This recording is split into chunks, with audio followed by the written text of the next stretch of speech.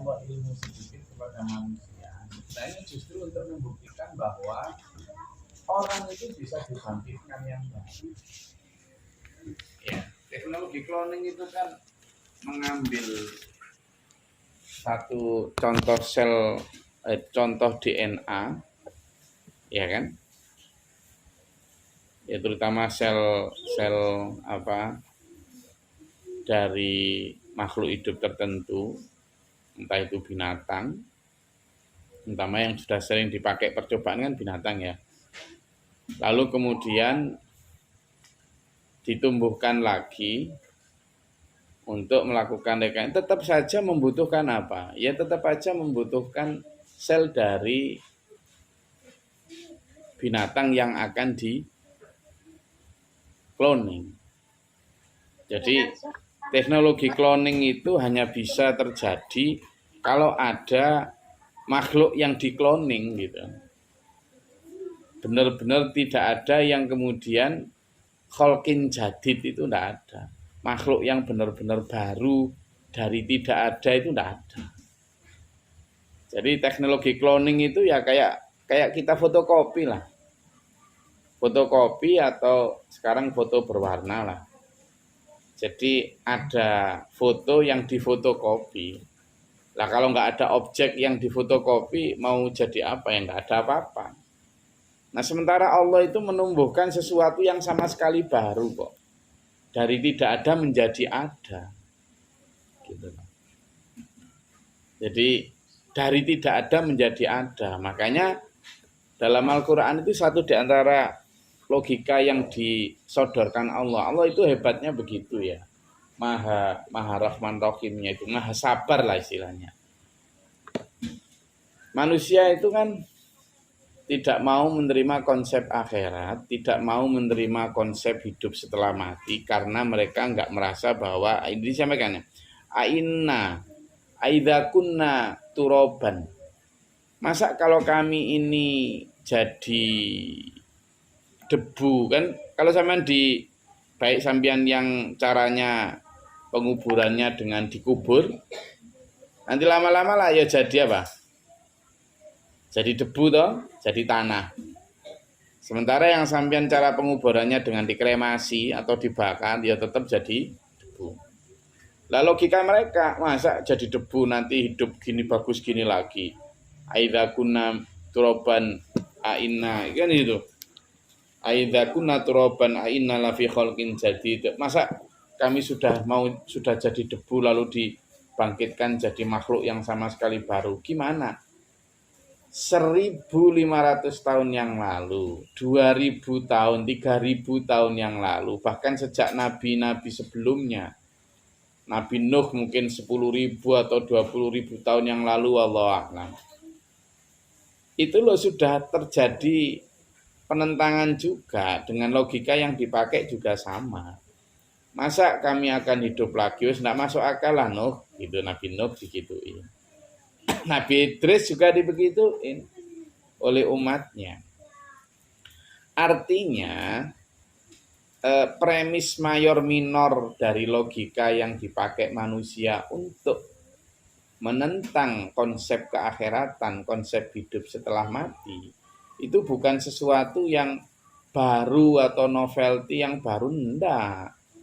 Sesuatu yang sudah sifatnya purba. Jadi bukan ke orang modern menolak akhirat, enggak.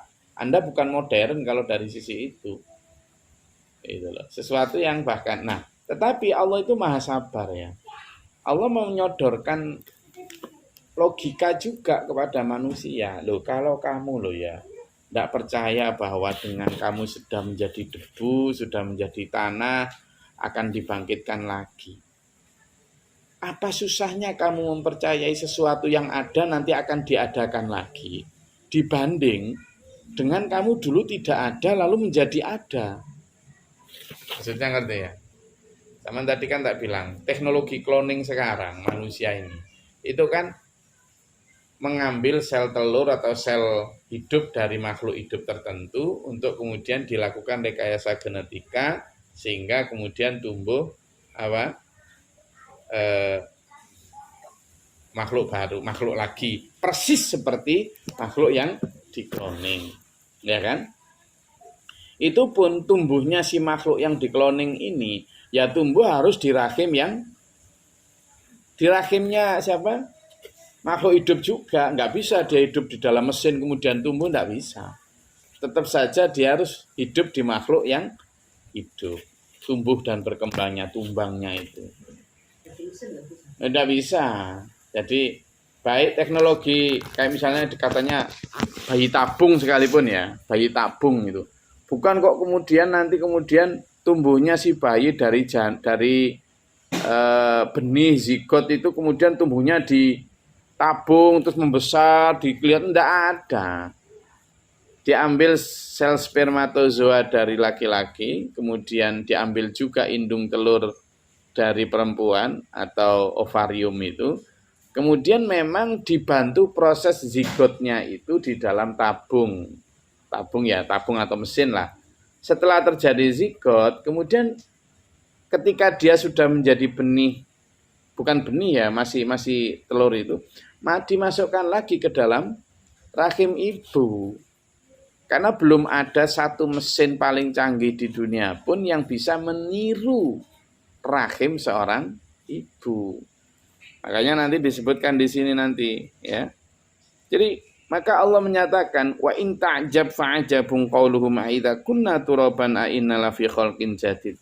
Kalau kamu heran Muhammad dengan mereka yang tidak kunjung beriman, yang lebih mengherankan lagi adalah orang-orang kafir yang mengatakan, masa kami yang sudah jadi debu akan dibangkitkan sebagai makhluk baru?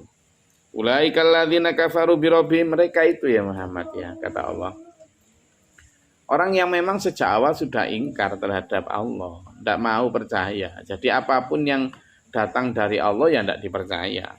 Wa ulaikal aghlalu fi a'naqihim, dan mereka ada belenggu kayak rantai-rantai yang ada di leher mereka. Maksudnya apa ya, susah untuk beriman itu susah. Kayak ada semacam belenggu yang memberatkan mereka untuk hatinya beriman. Gitu. Nah di sini masa dia juga kalau Allah menciptakan makhluk sebesar manusia aja sulit. Nah Allah menciptakan paus yang sebegitu besar, tidak sulit kok. Wa yasta'jilunaka bis-sayyi'ati qabla al-hasanah. Tapi sebelum itu wa ulaika ashabun nar, orang-orang kayak gitu itu yang akan menjadi penghuni neraka, hum fiha khalidun. Mereka akan kekal di dalamnya. Wa yasta'jilunaka bis-sayyi'ati qabla al-hasanati wa qad khalat min qablihil mathulat. Mereka itu yang sering menantang-nantang para utusan untuk didatangkan siksa, padahal mereka belum pernah minta didatangkan kebaikan. Kebaikan dalam arti hidayah. Dan sungguh telah berlalu orang-orang sebelumnya, itu udah yang tadi saya sebut di depan ya. Jadi penentangan umat dengan segala macam logika berpikir mereka itu sebenarnya sesuatu yang bukan baru. Waqad khalat min qablihil mathulat itu. Fir'aun yang mengatakan gitu. Lah masa Musa kamu bisa gitu kan, sampai menantang, coba kalau memang Tuhanmu bisa menghidupkan dan mematikan. Nah gitu.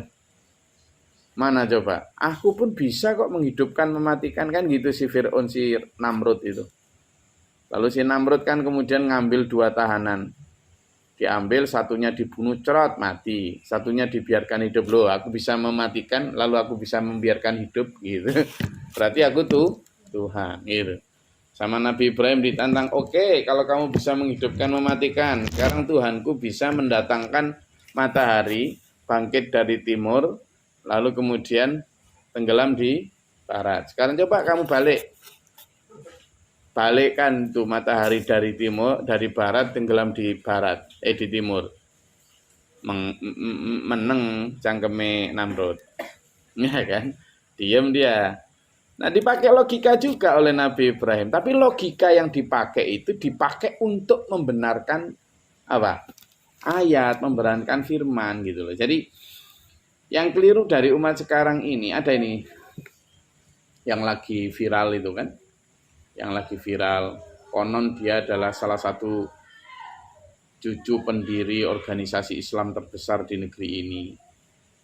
tapi karena dia sekolah di Jepang, sekolah filsafat apa, lalu sekarang pulang ini di sini sedang viral ini di TikTok, di podcast-podcast, mengkampanyekan bahwa Tuhan itu tidak ada, mengkampanyekan bahwa agama itu belenggu, mengkampanyekan bahwa norma-norma itu tidak penting, kayak gitulah.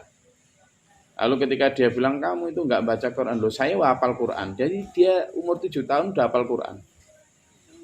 Bayangkan, umur 7 tahun katanya dia sudah hafal Quran. Tapi karena dia memakai logika untuk sebebas-bebasnya berkeliaran, akhirnya dia sekarang datang ke di sini, Pak, dan kayak masuk akal. Kayak masuk akal. Premis-premis yang dia pakai masuk akal banget. Tapi dia sedang sekarang ini mengkampanyekan untuk itu tadi. Jadi ketaatan pada agama itu candu.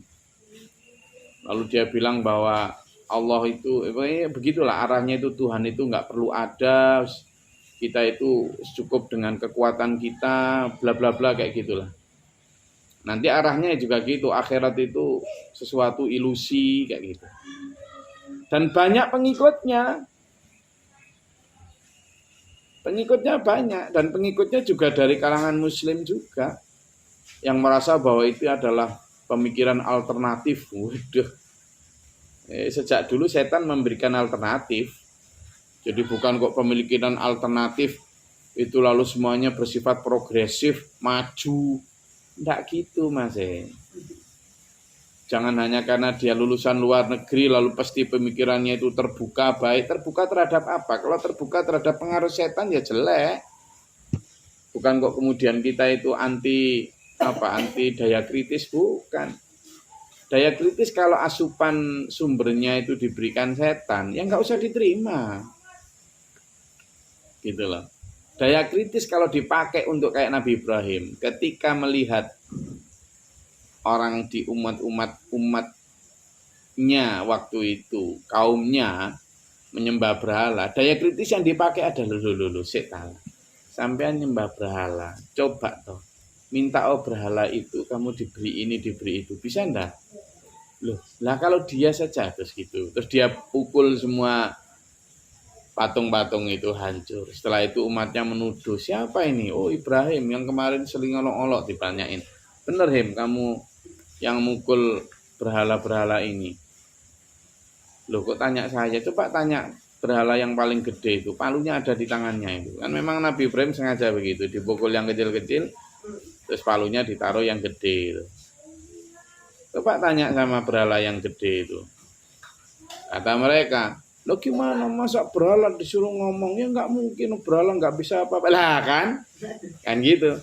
Lah iya, wong berhala nggak bisa apa-apa loh, kok kamu sembah. Nah ini logika dipakai oleh Nabi Ibrahim, tapi dipakai justru untuk membuktikan kebenaran Tuhan, bukan untuk membuktikan ketiadaan Tuhan. Nggak bisa sama membuktikan ketiadaan Tuhan, nggak bisa.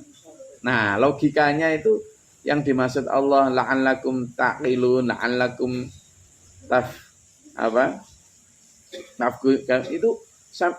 itu biar sampean dan kita semuanya la'allakum yatafakkarun, itu biar kita berpikir menggunakan akal, justru untuk menggunakannya mencari kebenaran di balik firman Allah. Nah sekarang manusia kebalik. Maka ini tadi waqad khalat min qablihimul mathulat, sudah ada perumpamaan orang-orang terdahulu yang disiksa oleh Allah karena kayak gitu. Karena menggunakan nafsunya.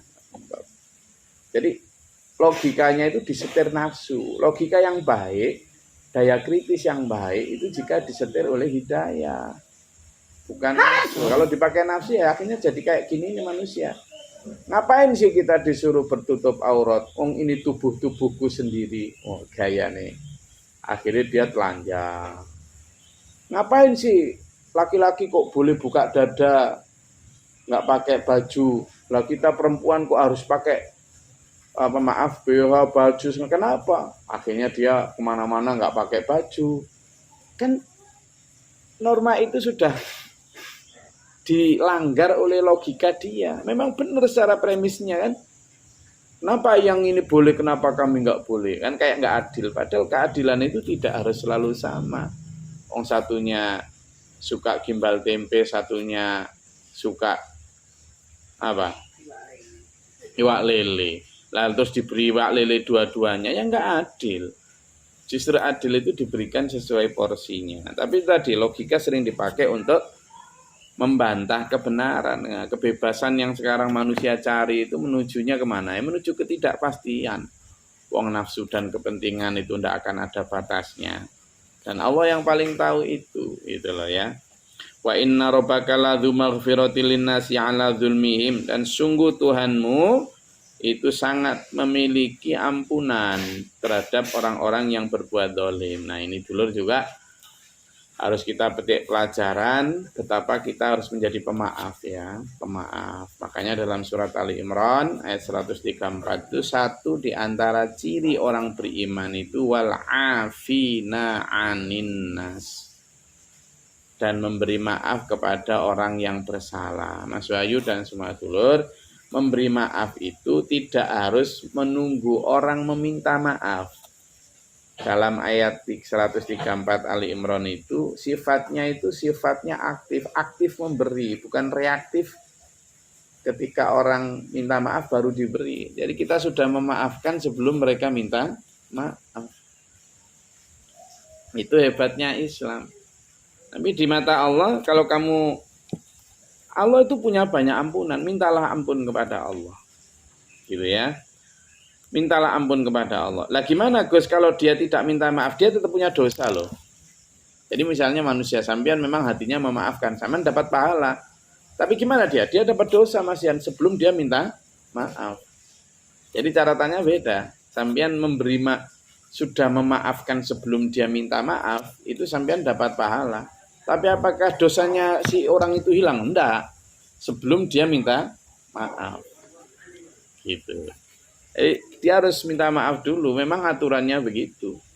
Yang bersalah minta maaf, yang disalahi memberi maaf. Ya.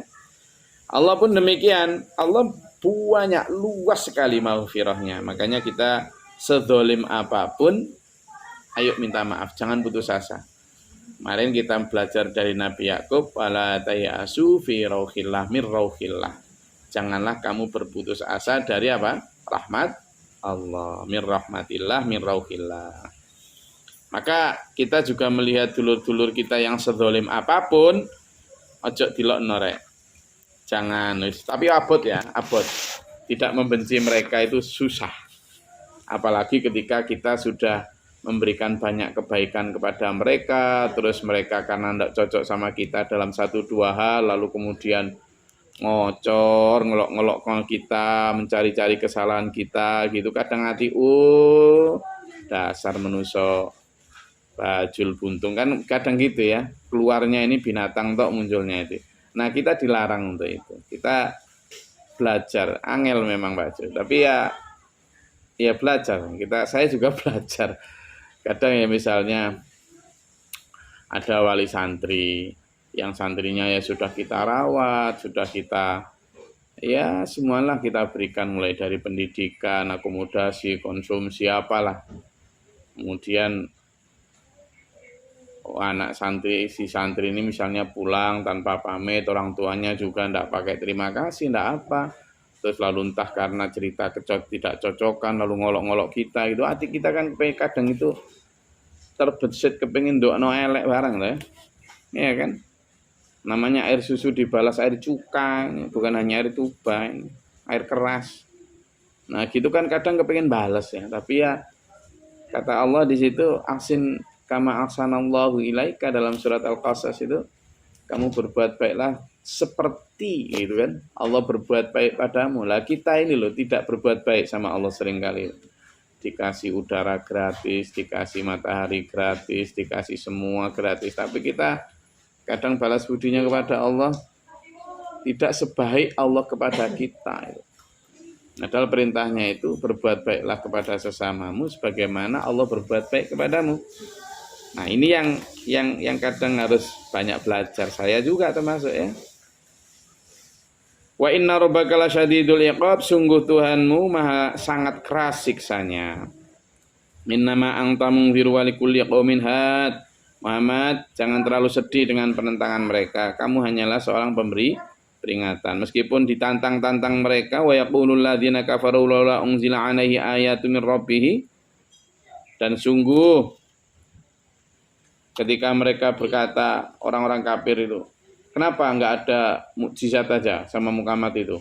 Apa kayak belah lautan kayak Nabi Musa, atau menghidupkan orang mati biar kami ini percaya. Coba datangkan mukjizat dari Tuhan. Lah dibegitukan kan Nabi Muhammad ya sedih toh.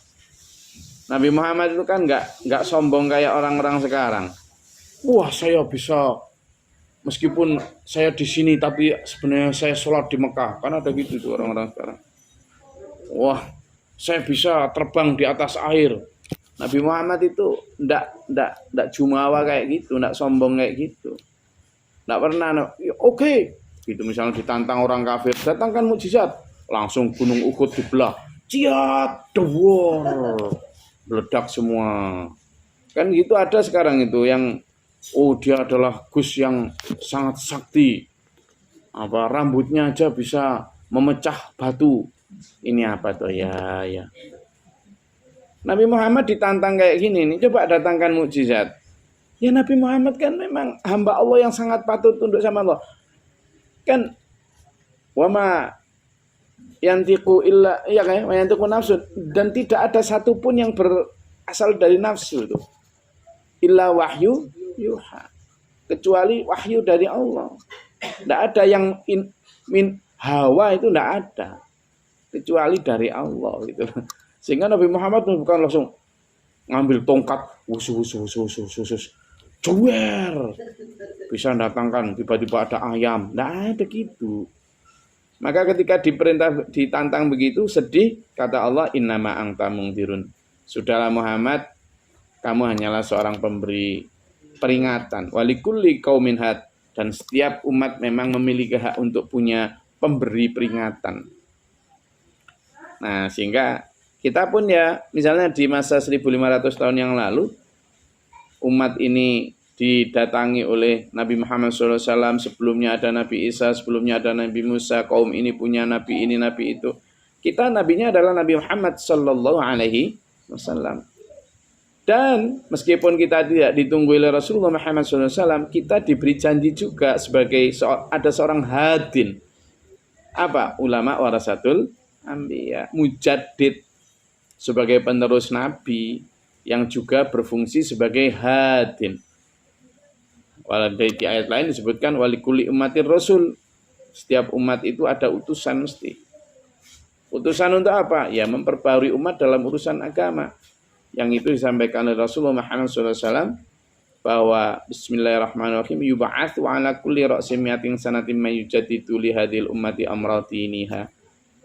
Bahwa akan dibangkitkan setiap penghujung 100 tahun seorang siapa? Mujaddid, man yujaddidu, man orang yujaddidu yang memperbarui lihadil ummah, untuk umat ini amradiniha, dalam urusan agama mereka. Jadi kalau kita sekarang berhak untuk mendapatkan ini tadi walikuli qaumin had, ya berarti insya Allah di zaman ini pun ada seorang mujaddid yang mendampingi kita, yang melanjutkan melanjutkan fungsi pemberi peringatan, fungsi pemberi petunjuk dari ajaran Rasulullah Muhammad SAW kepada kita. Tapi yang benar-benar mujaddid ya, yang memiliki warisan sebagai warasatul anbiya, itu tidak sembarang orang. Allahu ya'lamu ma tahmilu kullu unsa wa ma taghidul arhami wa ma tazdad.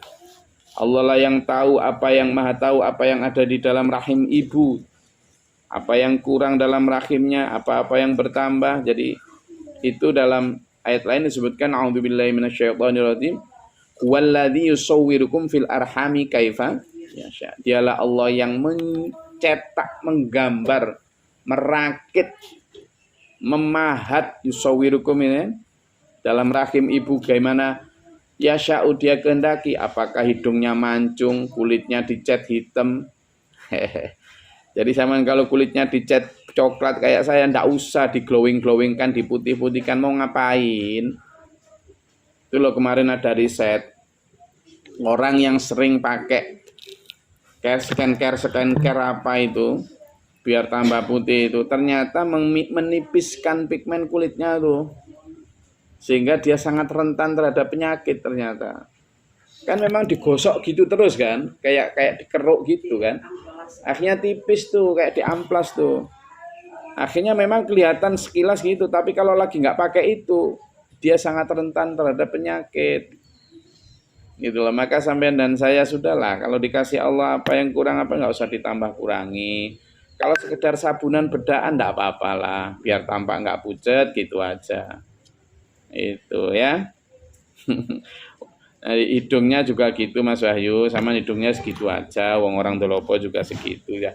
Sudah segitu aja, enggak usah ditambah kurangi. Wes ya. Wa kullu syai'in 'indahu bimiqdar, dan setiap sesuatu itu sudah ada ukurannya dari Allah. Kenapa kita dikasih hidung segini? Ya karena iklim kita di Indonesia segini. Kenapa orang Eropa dikasih mancung? Ya karena sesuai dengan iklim mereka, gitu loh. Jadi udah ada bimikdar. Kenapa kita dikasih kulit kayak gini? Karena kita ini curahan mataharinya banyak. Sinar UV-nya itu, ultravioletnya itu besar. Maka kita dikasih model pigmen kulit yang kayak gini itu yang paling cocok. Kalau kenapa kita nggak dikasih bule? Ya kalau bule nggak cocok dengan kondisi khatulistiwa kayak gini. Kondisi bule ya cocoknya dengan winter, dengan apa? Musim dingin, musim kayak gitu-gitu. Orang Cina, orang Jepang juga gitu kan, mereka punya musim yang kayak 4 juga toh. Nah, kita yang cuma 2 musim, musim penghujan sama kemarau ya kayak gini sih sudah, paling cocok sudah. Gitu, jangan dirubah-rubah. Oke? Terima kasih. Ada yang mau disampaikan? Atau langsung minum kopi kita?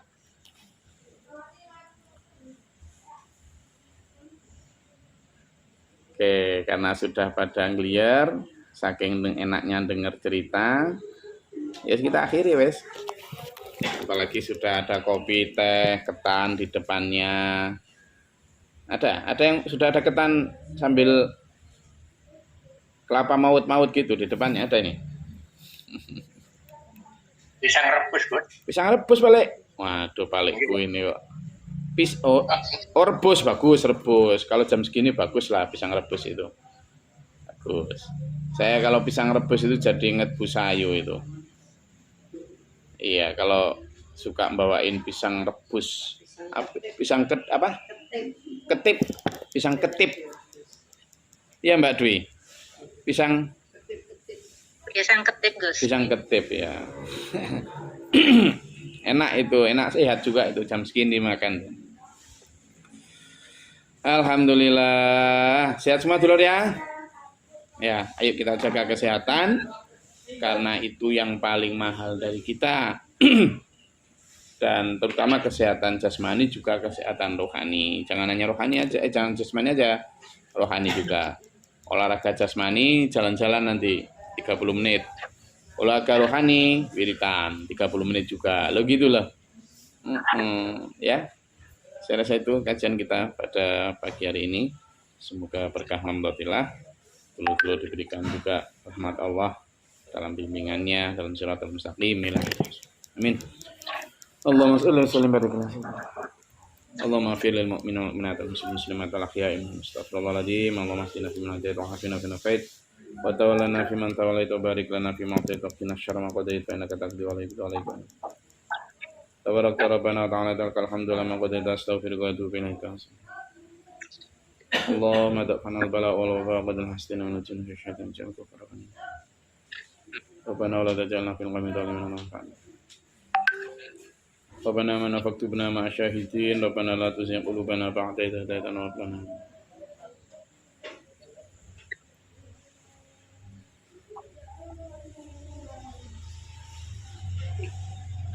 Rabbi a'udzu bika min hamazati syaitan wa a'udzu bika rabbi yahdurun. Allahumma ta'ala wa barakatuh. Allahumma anzil 'alaina rahmatan bi yadil qadri lam tara wa bidawra fil ajra wa taramil bi halal qaid. Allahumma afriq lana sabra wa sabbit imanana wa ansurna al kafirin Allahumma fatir samawati wal ardi ghaibi wa syahada A'udzu billahi min syaitonir bala wal badarki syaqwa wa sirwa wa syamatatil a'dad min syaitonir huda Rabbana hab lana min azwajina wa dhurriyyatina qurrata a'yun waj'alna lil muttaqina imama Rabbana atina min ladunka rahmatan وبفر لي ولك ولأزواجي ولذريتنا ولأصحابنا إن الله على كل شيء قدير سبحان ربك رب العزة عما يصفون وسلام على المرسلين الحمد لله رب العالمين والسلام عليكم ورحمة الله وبركاته اللهم ارحمنا بالقرآن واجعله لنا إماما ونورا وهدى ورحمة اللهم ذكرنا منه ما نسينا وعلمنا منه ما جهلنا وارزقنا تلاوته آناء الليل وأطراف النهار واجعله لنا حجة يا رب العالمين